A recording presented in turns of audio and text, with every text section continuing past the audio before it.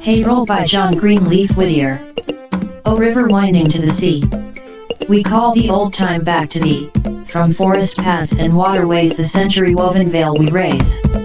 The voices of today are dumb, unheard its sounds that go and come.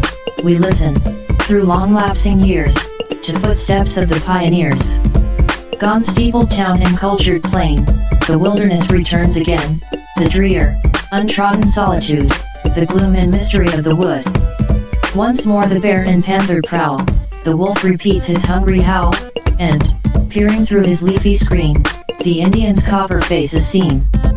We see, their root-built huts beside, grave men and women anxious-eyed, and wistful youth remembering still dear homes in England's Haverhill.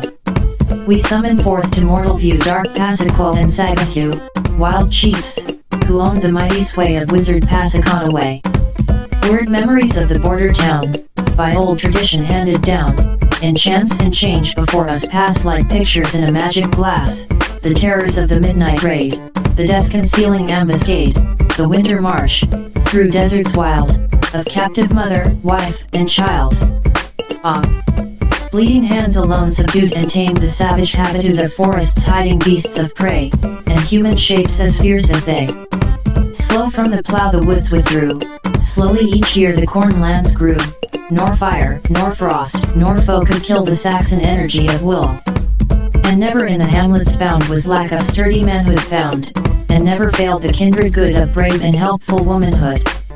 That hamlet now a city is, its log-built huts are palaces, the wood path of the settler's cow is traffic's crowded highway now.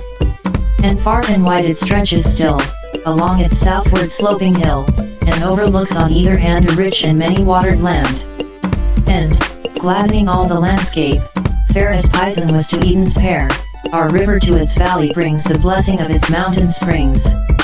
And nature holds with narrowing space, from mart and crowd, her old-time grace, and guards with fondly jealous arms the wild growths of outlying farms.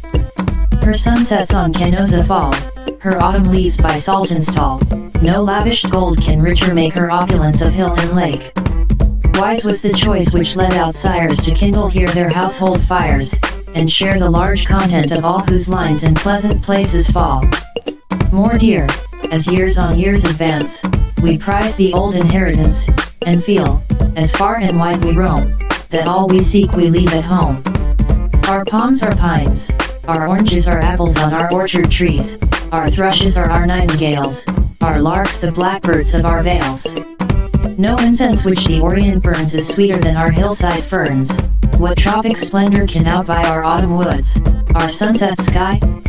If, where the slow years came and went, and left not affluence, but content, now flashes in our dazzled eyes the electric light of enterprise, and if the old idyllic ease seems lost in keen activities, and crowded workshops now replace the hearths and farm fields' rustic grace, no dull, mechanic round of toil life's morning charm can quite despoil, and youth and beauty, hand in hand, will always find enchanted land.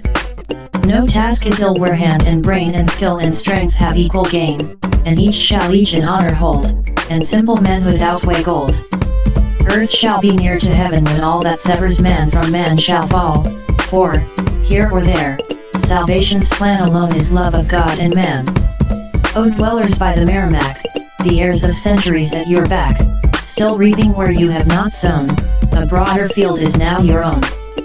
Hold fast your Puritan heritage, but let the free thought of the age its light and hope and sweetness add to the stern faith the fathers had.